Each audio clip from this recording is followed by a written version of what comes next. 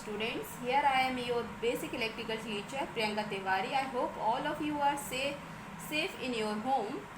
जैसा कि आप सभी को पता है कोविड-19 के कारण हमारी कुछ क्लासेस रह गई थी जिसको कि हमने ऑनलाइन क्लासेस के ज़रिए कंप्लीट किया है। उसी प्रोसेस को आगे बढ़ाते हुए मैंने आपके लिए वीडियो लेक्चर बनाया है एसी एनालिसिस एंड फंडामेंटल्स पे। आई होप आपके लिए बेनिफिशियल रहेगा। एसी एनालिसिस एंड फंडामेंटल्स को समझने के लिए सबसे पहले हम जानेंगे कि धारा क्या है, current. What is current? Current क्या है? जैसा कि आप लोगों को पता है, the rate of flow of charge, the rate of flow of charge is known as current. आवेश प्रवाह की दर को धारा कहते हैं। इसको हम I से डिनोट करते हैं, I equals to D Q upon D T. जो करंट है वो कितने तरह के होते हैं? करंट टू टाइप्स के होते हैं आपके। एक है आपका डीसी करंट, जिसको कि हम कहते हैं डायरेक्ट करंट, और second one is AC current, जिसको कि हम कहते हैं अल्टरनेटिंग करंट। इस चैप्टर में हम एसी करंट और डीसी करंट को समझने की कोशिश करते हैं कि दोनों में क्या डिफरेंसेस हैं। तो हम एक साइड डीसी करंट ले लेते हैं और एक साइड एसी करंट ले लेते हैं। जैसा कि हम जानते हैं कि जो डीसी करंट है वो कांस्टेंट सप्लाई देता है। कैसी कांस्टेंट सप्लाई करंट है? Constant magnitude. और एसी कैसा है? एसी हमें वेरिएबल मैग्नीट्यूड देता है।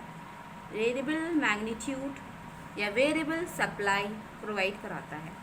अगर हम डीसी को हम जनरेट करते हैं बैटरी के द्वारा। हम डीसी को जनरेट करते हैं बाय यूजिंग ऑफ बैटरी, और एसी को हम जनरेट करते हैं बाय यूजिंग ऑफ जनरेटर। हम मैकेनिकल एनर्जी को इलेक्ट्रिकल एनर्जी में कन्वर्ट कर देते हैं बाय यूजिंग ऑफ जनरेटर। हमें जो सप्लाई मिलती है वो एसी है, और बैटरी में जो करंट जनरेट हो रहा है वो डीसी है। अगर हम बैटरी के करंट को लें और बैटरी के करंट को टू डायमेंशनल सिस्टम पे समझने की कोशिश करें, एक एक्सिस पे हम डीसी करंट को ले लेते हैं और एक एक्सिस पे हम करंट को ले लेते हैं। अगर हम ये देखें कि बैटरी में t बराबर 1 सेकेंड पे कितना करंट फ्लो हो रहा है। फॉर एग्जांपल हमने ले लिया कि मैक्सिमम 5 एम्पियर करंट हमें t बराबर 1 सेकेंड पे मिला। फिर हमने t बराबर 2 सेकेंड पे चेक किया, हमें कितना करंट मिल रहा है। अगेन हमें t बराबर 5 एम्पियर करंट मिला। t बराबर 10 सेकेंड पे, t बराबर 15 सेकेंड पे, t बराबर 20 सेकेंड पे, हम किसी भी टाइम पे चेक कर रहे हैं तो हमें कितना करंट मिल रहा है डीसी में? 5 एम्पियर करंट मिल रहा है। तो हमें एक बात क्लियर हो गई कि जो डीसी है वो हमें कैसे सप्लाई दे रहा है? हमें कांस्टेंट मैग्नीट्यूड की सप्लाई दे रहा है। ये या तो ये प्लस में होगी या फिर माइनस में, किसी एक ही दिशा में करंट फ्लो होगा। वैसे ही जनरेटर के द्वारा जो हमें करंट मिल रहा है, एसी सप्लाई मिल रहा है, उसको अगर हम टू डायमेंशनल सिस्टम पर समझने की कोशिश करें, एक एक्सिस पे एसी करंट ले लें और दूसरे एक्सिस पे टाइम को ले लें और करंट को देखें तो हम देखते हैं टी बराबर 1 सेकेंड पे हमें करंट की कुछ और वैल्यू मिलती है। टी बराबर 2 पर हमें करंट की कुछ और वैल्यू मिल रही है। टी बराबर 3 पे कुछ और मिल रहा है। टी बराबर 4 पे कुछ और करंट मिल रहा है। टी बराबर 3 पे कुछ और मिल रहा है। इस तरह एसी की पूरी वेव फॉर्म को हम देखते हैं कि हर एक समय पर करंट की वैल्यू कैसी है? चेंज है।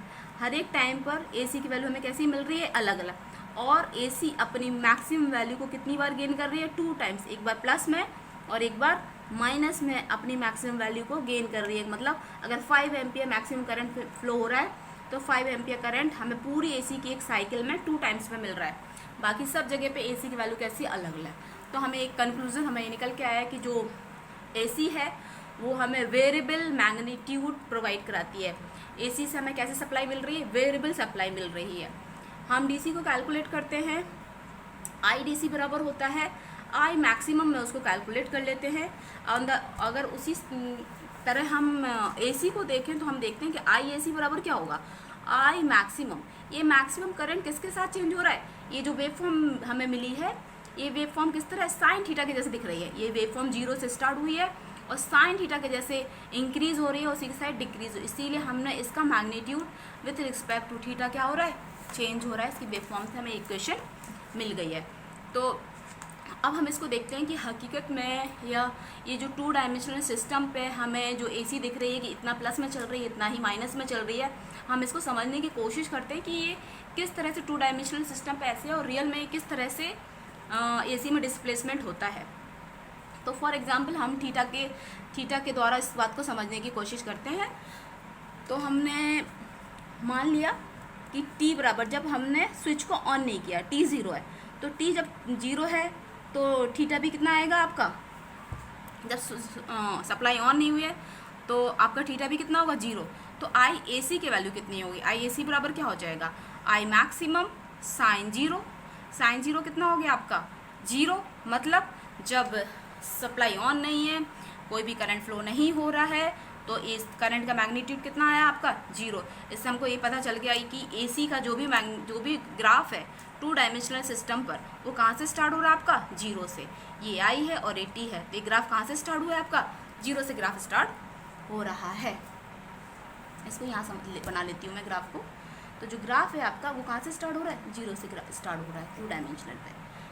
अगर हमें यहाँ पर थीटा 0 पुट टाइम 0 पुट करने पर अगर वैल्यू 5 एम्पियर मिल जाती तो हम बोलते कि तब भी थीटा डिस्प्लेसमेंट 0 होने पर भी हमें करंट क्या मिल रहा है मैक्सिमम, पर ऐसा नहीं है, हमें करंट क्या मिल रहा है 0 मिल रहा है। इसका मतलब है जब स्विच ऑन करते ही साथ एकदम से करंट कहाँ से स्टार्ट होता है 0 वैल्यू से स्टार्ट। जैसे हमने स्विच ऑन किया, करंट अपनी मैक्सिमम वैल्यू को गेन नहीं करता है, करंट कहाँ से स्टार्ट होता है 0 से। हमने स्विच ऑन कर चुके हैं लेकिन करंट की वैल्यू क्या मिल रही है 0। जैसे अब हमने स्विच ऑन कर दिया है, इसके बाद हम देखते हैं कुछ टाइम के बाद हमने थीटा को देखा, थीटा कितना मिला है 30 डिग्री। फॉर एग्जाम्पल हमने 30 डिग्री ले लिया है, आप चाहो तो थीटा बराबर 1 डिग्री 2 डिग्री 3 डिग्री भी ले सकते हो, पर चूँकि 30 डिग्रीज़ की वैल्यूज़ हमें पता है तो हमने डिस्प्लेसमेंट 30 ले लिया।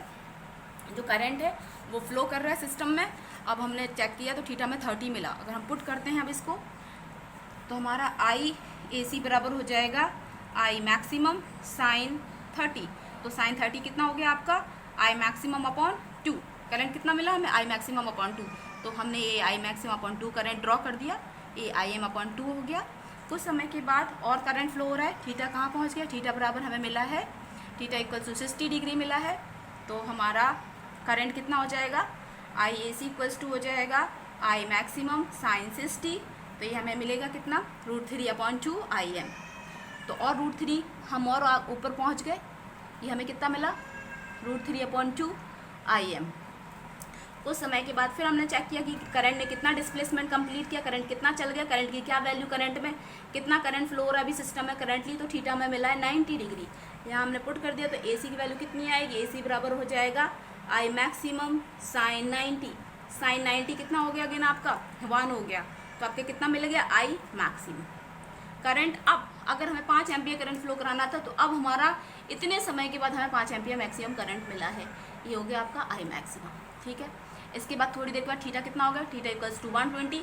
मैंने 30 के गैप पे आपको समझाने की कोशिश करी है क्योंकि उसकी वैल्यूज़ मुझे पता है।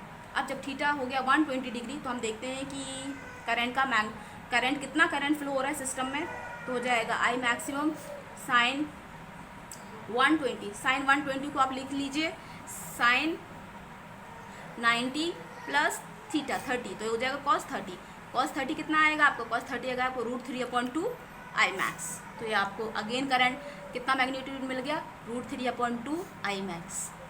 कुछ देर के बाद थीटा कितना हो गया आपका, थीटा इक्वल्स टू हो गया आपका 150 डिग्री, यहाँ पहुँच गए आप,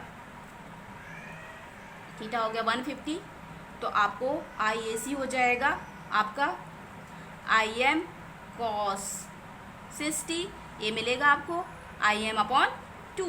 तो हम फिर से हमें वैल्यू कितनी मिली है, फिर करंट की वैल्यू कम हो गई है, हम फिर से अगेन आ गए आई एम अपॉन 2 पर।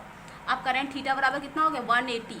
180 में हो जाएगा I A C equals to I maximum cos 90।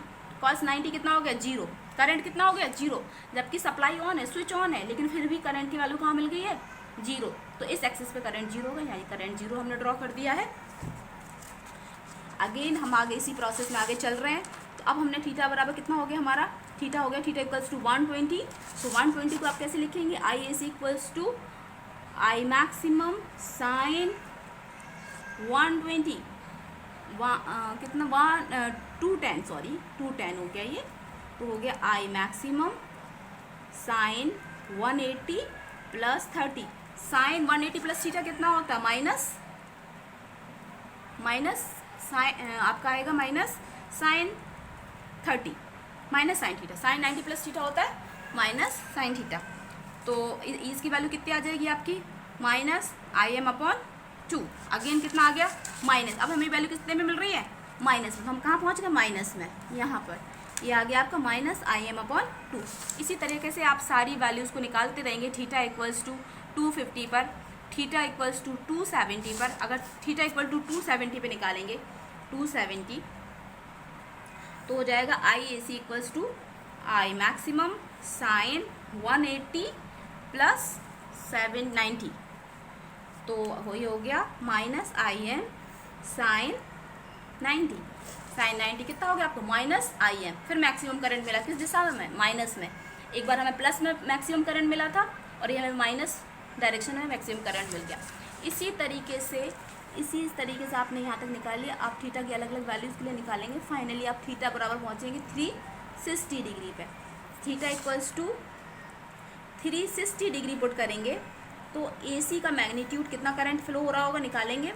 I sign 180 plus sign 180, तो ये हो गया minus I M sine 180। Again 180 को क्या लिख लें minus I M sine 90 plus 90, ये हो गया minus I M cos 90। Cos 90 कितना हो गया आपका 0। अगेन हम कहाँ पे पहुँच गए 0। कॉस 90 कितना हो गया 0, तो 0 कहाँ ड्रॉ होगा ये यहाँ पर हम पहुँच गए। अगेन ये कितना हो गया 0, ये हम यहाँ पे पहुँच गए साइन 90। मतलब जहाँ से चलना स्टार्ट करे थे हमने पूरा एक चक्कर लगा लिया 360 डिग्री में। इसके बाद ये पूरी एक साइकिल ड्रॉ हो गई है AC की 1 साइकिल। इसके ये AC की 1 साइकिल हमने ड्रॉ हो गई है। इसी तरह AC इस तरह से चक्कर लगाती रहेगी, चलाती रहेगी और इसी तरह से ये करंट AC इसमें फ्लो होता रहता है। इसको हम कहते हैं AC की 1 साइकिल। ये है AC की 1 साइकिल। इसमें ये 0 है, ये π/2 है, ये पाई है और ये आपका 3π/2 है और ये है आपका 2π। इसीलिए मैक्सिमम थीटा बराबर कितना चला 2π। तो हम ये देख रहे हैं कि जो AC है AC में किस तरह का डिस्प्लेसमेंट है। AC के अंदर हमें किस तरह का डिस्प्लेसमेंट मिल रहा है। AC में हमको एंगुलर डिस्प्लेसमेंट मिल रहा है। एंगुलर थीटा थीटा के साथ मूव कर रही है और AC जहाँ से चलना स्टार्ट हुई थी वहीं लौट के आ रही है। इसका मतलब AC के अंदर क्या प्रेजेंट है फ्रीक्वेंसी प्रेजेंट है। DC एक बार चलना स्टार्ट करती है तो सीधे इनफाइनाइट तक AC मैग्नीट्यूड जा रहा है। जहाँ से चलना स्टार्ट हुआ वहाँ लौट के कभी वापस नहीं आती है। इसलिए DC की फ्रीक्वेंसी कितनी होती है DC करंट की फ्रीक्वेंसी होती है आपकी 0, पर AC करंट जहाँ से चलना स्टार्ट कर रहा वहीं पे आ रहा है। तो इसका मतलब इस करंट के अंदर क्या फ्रीक्वेंसी प्रेजेंट है। तो फ्रीक्वेंसी क्या है आप सभी जानती हो। फ्रीक्वेंसी रेवोल्यूशन पर सेकंड या चक्कर प्रति सेकंड या एकांक समय में लगाए गए चक्रों की संख्या को हम क्या कहते हैं फ्रीक्वेंसी। या cycle per second is called frequency. F equals to होता है 1/T। फ्रीक्वेंसी की यूनिट होती है आपकी हर्ट्स। तो इंडिया में जो फ्रीक्वेंसी है वो 50 हर्ट्स पे AC को हम क्या कर रहे हैं जनरेट कर रहे हैं AC को। मतलब जो अल्टरनेटर है जिसको हम घुमा रहे हैं, अल्टरनेटर को हम कितने रेवोल्यूशन पर सेकंड देते हैं cycle per second 50 cycle per second देते हैं। इतने पे हम AC को जनरेट कर रहे हैं। तो हमने ये समझ में आया कि जो DC है उसकी फ्रीक्वेंसी 0 है। ये बहुत इंपॉर्टेंट पॉइंट है, आप हमेशा याद रखिए। DC की फ्रीक्वेंसी DC में कोई फ्रीक्वेंसी नहीं है। जहाँ एक बार उसने चलना स्टार्ट हो गई तो चलती जा रही है, लेकिन जो AC है वो अपनी वैल्यूज़ को क्या करती है रिपीट कर रही है। जहाँ से चलना शुरू हो रही है फिर वापस लौट रही है। तो इसके अंदर फ्रीक्वेंसी है आपकी इंडिया में 50 हर्ट्ज़ की फ्रीक्वेंसी है। दूसरा हम देखते हैं कि जो DC है DC के अंदर किस तरह का डिस्प्लेसमेंट है लीनियर डिस्प्लेसमेंट है। और जो आपकी AC है AC में किस तरह का एंगुलर डिस्प्लेसमेंट है। AC में आपका एंगुलर डिस्प्लेसमेंट जैसे हम डिस्प्लेसमेंट हम जानते हैं चाल बराबर होता है दूरी अपॉन समय। ऐसे इसमें होगा चाल बराबर ओमेगा बराबर थीटा अपॉन T, जहाँ पर ओमेगा क्या है आपका एंगुलर वेलोसिटी, तो ओमेगा बराबर हो गया थीटा, मैक्सिमम कितना चलते हैं 2 पाई अपॉन टी। तो ओमेगा का फॉर्मूला क्या निकल के आया है 2 पाई अपॉन टी, जहाँ पर टी क्या है टाइम पीरियड, और एफ बराबर होता है 1 अपॉन टी, ये पुट कर देते हैं हम, तो ओमेगा बराबर हो जाएगा 2 पाई एफ। तो एक और फॉर्मूला हो गया, हम जानते हैं कि आई ए सी बराबर होता है आई मैक्सिमम साइन थीटा, थीटा बराबर कितना हो सकता है, यहाँ से उठा लें तो थीटा बराबर हो जाएगा ओमेगा इंटू टी। तो आई ए सी का मैग्नीट्यूड हो जाएगा, इक्वेशन हो जाएगी आई मैक्सिमम साइन ओमेगा टी, जहाँ पर जो ये स्मॉल टी है, इस स्मॉल टी को कहते हैं इंस्टंटेनियस टाइम। इंस्टंटेनियस टाइम मतलब तात्क्षणिक समय। अगर हमसे पूछा जाता है कि टी बराबर 5 सेकंड पे कितना करंट फ्लो हो रहा है, तो यहाँ पे हम टी बराबर 5 सेकंड रख देंगे। अगर 5 एम्पियर करंट था तो मैक्सिमम 5 एम्पियर रख देंगे, और इसको पूरे को कैलकुलेट कर लेंगे, ओमेगा 2 पाई एफ से निकाल लेंगे, तो हम उसकी इंस्टंटेनियस वैल्यू को बता सकते हैं। अगर हमसे कहा जाता है टी बराबर 10 सेकंड पे बताओ, तो हम ये जो स्मॉल टी है वो 10 सेकंड हो गया। एक पर्टिकुलर टाइम, जिस टाइम पर हमें वैल्यूज़ को बताना है वो उसका क्या कहलाता है इंस्टंटेनियस टाइम। तो हम फाइंड आउट कर लेंगे। तो एसी के अंदर क्या हो गया आपका इंस्टंटेनियस है, डीसी के अंदर इंस्टंटेनियस नहीं है, क्योंकि उसकी वैल्यू कैसी है कांस्टेंट, हमने फाइंड आउट कर ली है, उसी वैल्यू से फ्लो कर रही है।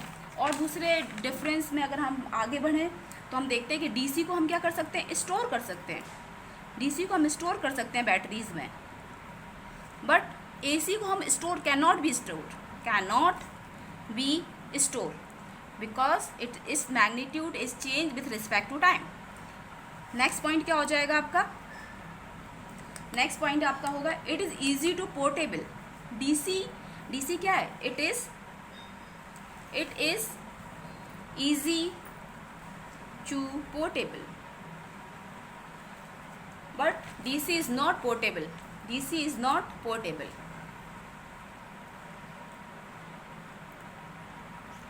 ये तो आप समझ ही पा रहे होंगे क्यों पोर्टेबल नहीं है, क्योंकि इसकी मेन प्रॉब्लम है कि its magnitude is not constant. हम इसको कैसे स्टोर करें तो हमारे लिए इजी नहीं है। और प्योर कैपेसिटर की क्लासेस लेंगे जो कि बहुत इंपॉर्टेंट है आपके बेसिक इलेक्ट्रिकल में। इसको हमने ऑनलाइन क्लासेस में लिया है, बट हमने सोचा कि आपको वीडियोस बना के शेयर करें, तो मैंने अगेन रिवीजन स्टार्ट किया आपका वीडियोस से। आप इसको पढ़िए और अपनी स्टडी में कोई भी प्रॉब्लम होती है तो मेरे साथ शेयर करिए। Thank you.